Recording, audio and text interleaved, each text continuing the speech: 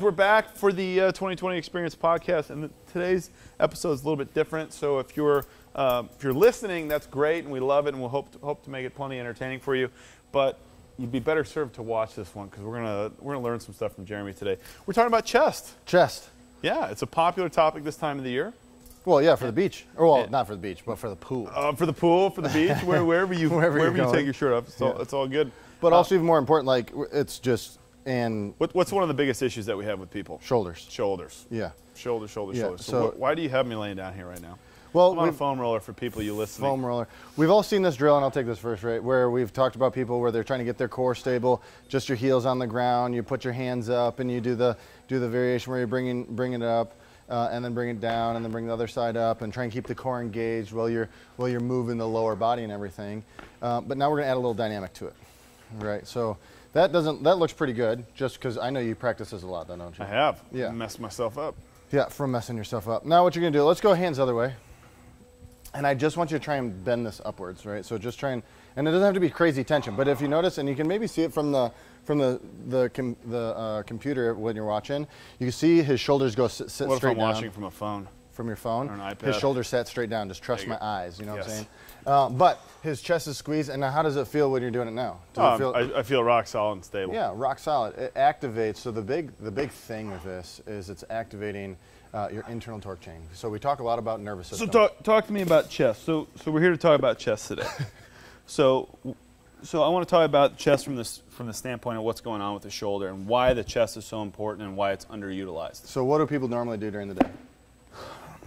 Sit like this, at a desk or in a chair or in a car. Yeah. All right. So what happens to your shoulders? You sit there, you're rolled forward. So then the chest is actually deactivated, or it's not on, right? You turn it off, completely off. So now that it's off and it's been sitting there for, I don't know, let's say 8 hours, 9 to 5, right? That's 8 hours, right? Mm-hmm. Yeah. 9 to 5, not being used at all. So then it gets stuck in this position, and a weak muscle is a short muscle. Right. So my pecs are getting tight now. Pecs are getting tight, and then because a weak muscle is a short muscle, and now it's weak and short, so it's pulling your shoulders forward. Well, we know that rolled forward shoulders doesn't allow you to go overhead because it sends you up in your traps. Right. Right. So now you're like, or since the chest doesn't work anymore, what little baby muscle takes over instead? Your front of your delt. Yeah, your front of your delt takes over instead. Yeah. So then you're like, man, my shoulders don't hurt when I'm pressing over. Well, yeah, or when you're doing pull-ups because your biggest muscle in the center of your body is not taking over. This is taking over. Okay, so this is the why behind why we're having this conversation, because we work with people a lot who complain about their shoulders nagging them, and this is going back to whenever we worked together. Maybe it was a year ago. I couldn't do handstand push-ups. Yeah. So you had me pull a rope, and somehow that connected my ability to activate my chest to be able to do a handstand push-up. So, so what's this stick? Tell me about this stick here, which I think is a great little tool that you've been playing with the last couple months, and now we've jumped on board with it. Yeah. So what it's called a peck stick, right? That's all it is. Called a peck stick for your pecs. It works, but it works other things too. So if you go, take it up, palms up, and then go ahead and squeeze. So squeeze it down. So you're going to try and squeeze it down. Right. You can keep your elbows to the side. For this one, you can try and squeeze in, but bring your elbows in a little bit, and then a little bit more. Bring them in. Bring them in. Come on, keep on bringing them in, and just focus all on chest. Right, all on chest. Keep on bringing them in more. I feel my lats firing a little bit too. All right. Focus a little bit more on the chest, and try and squeeze. All right, and then just relax. Now, one thing that's really hard. Yeah. Yeah. So one thing that'll be helpful with that is that will help also improve overhead is if you put a kettlebell in between here, and then it hangs from there. But if you notice, what did you have to use to squeeze that forward? I had to use my chest. Had to use your chest. So it automatically activates it. So bang, you squeeze it in, activates the chest, and automatically your shoulders automatically pull down. So what I want you to do this time is shrug your shoulders up. Shrug them up hard. Feels comfortable. Yeah. Now go ahead and bend it. No, up like the same way you just did. No, but if I keep my shoulders up here, I can't bend it. You can't. Yeah, it's impossible. Yeah. But now go ahead and shoulders get sucked down. Yeah. And they're still back, right? So bring the elbows in a little bit more. Try and bring the elbows in. But I don't want to. Elbows in, and then point your knuckles toward each other. Jeez. And then elbows in a little bit more. Elbows in. No, the other way. There you go. Closer to your sides. Elbows closer to your sides. Even more. Push it. There There we go. Stop it. Come on, and rest. Okay. Good. Now, the other part of the chest, right? So, and this doesn't really sound like part of the chest, but helps with the overhead position, is that teres major back here, right? And then you can look it up on an app if you want to. It's a little muscle in the back of your shoulder, connects to the inside of your humerus right here, right? Right. And it helps with internal torque as well. So that's the rope pulling thing, right? Yep. So you're activating that in the rope pulling. Yes. So what do we do with this thing to activate that? Well, you have this go upwards now, right? Now, it does take a little bit of mind-muscle connection when you're doing it, but when you're right here, now you go like here, and try and focus on the back of your shoulders, right? So see how that's kind of, can you feel those back of your shoulder muscles? Oh, yeah. Yeah, so now we go upwards, automatically pulls the shoulders down again, right? So elbows can try and be in as much as you can. Yep, knuckles are in. Now you can kind of play around with moving wherever you want it to go. Good. See how it keeps the shoulders activated? Yep. Yeah. Now go ahead and rest. Oh, going up is incredible. Oh, yeah. Okay. Feels good, doesn't it? Yeah. Yeah, so now you just activated those, right? Activated the shoulder, it's all sitting down. Right. So this really helps for, and I've noticed it helped for me anyways, buggy trap. Right. Right, so one trap sitting up. I'll come around, I'll do some nasal breathing, and I'll walk around with a kettlebell in between here and focusing all on chest. And then I'll do a lap where I'm focusing all on teres majors, like the back side of my shoulders. And then it's like, oh, my trap just loosened up. How is this going to improve somebody's pull-ups?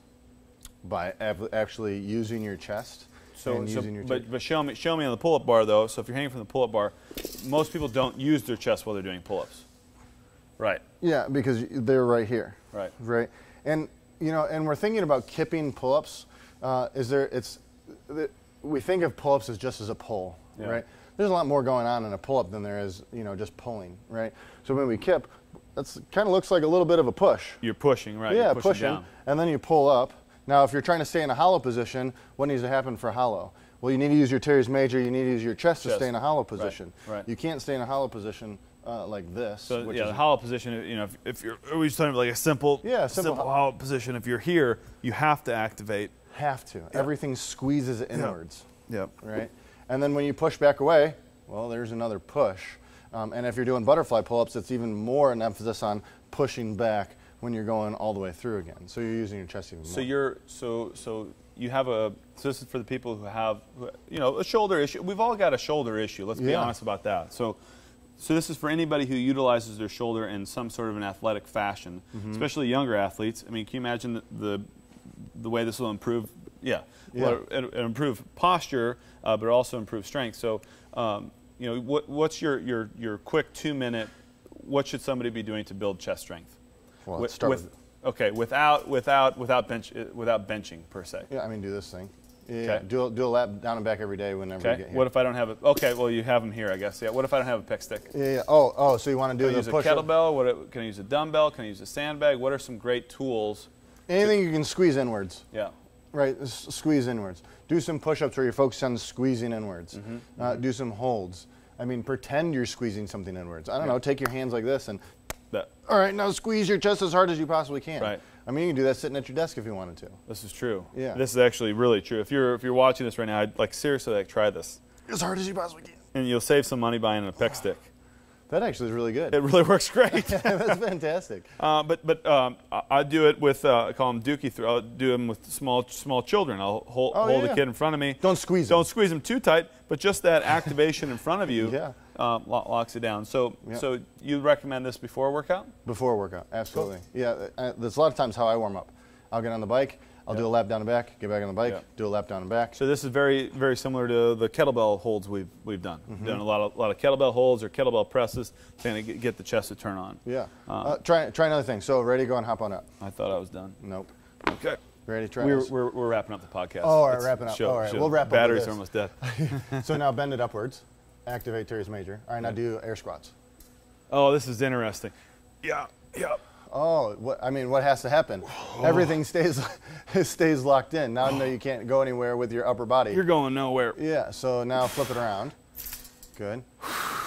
Now, if that's, if you're worried about it flipping off your hands or nothing, just stick your hands in the loops. That's what the loops are for. I was doing like a thumb through, yeah. Yeah. All right, now bend it downwards, and then keep the elbows in. Try and keep them in, like to your sides. Like, and then bring your hands down just a little bit, so like right here. Oh, dude. And then try it. I'm not ready for that yet. That's big boy stuff. And then try and go. Wait, so do it again? So, here. Yep. Try and create a 90 degree. So see how your elbows are out? Try and bring them in. There you go. Just focus on chest. Okay. Good. Now, some squats. Oh, wow. Guys, I mean, you're talking. And I can feel my right side just give out like it wants to quit. And that's the side where I don't have power. I don't have power. I don't have strength. I don't have stability. Yeah. There's, I mean, a myriad of things that you can do with this. I mean, if you want to get better at, so we'll do one more thing. One more thing. That's, I promise. One more thing. Awesome. All right, ready? So go here. Get down on here like this. Yep. Ready? So now bend it upward and put your knuckles on the ground. Okay. You know where this is going. I saw you doing this with Danny the other day. Yeah. Ready? Good. Now do push-ups. I mean, so my shoulders usually feel a little something. Nothing. Just straight chest. I feel nothing. Straight I feel chest. nothing yet. I feel everything. Yeah. So, yes, thank you for giving us that rundown. It's, you know, we're doing this episode as kind of a joke about chest and how it's summer season. But if you want stable, safe shoulders, and you know, you don't want to hurt when you lift stuff overhead, and you want to do it better. You know, the pec stick is a great little tool, and it's something we're excited about. But you know, we can use kettlebells, you can use sandbags, you can use dumbbells, you can use your hands to create tension. But I think the reason we wanted to get together today is to talk more about the anatomy of the chest and how it plays such a huge role in going overhead in a stable position. So thank you very much for giving us a talk through. And yeah, these can be used as kind of like jousting sticks. Yep. Is it a shake weight? No, maybe not. Nope, doesn't. It's too hard. Maybe next week we'll get one of those and talk, and that'll be the latest and greatest piece of equipment. But thank you guys for joining us, and we'll see you guys next week.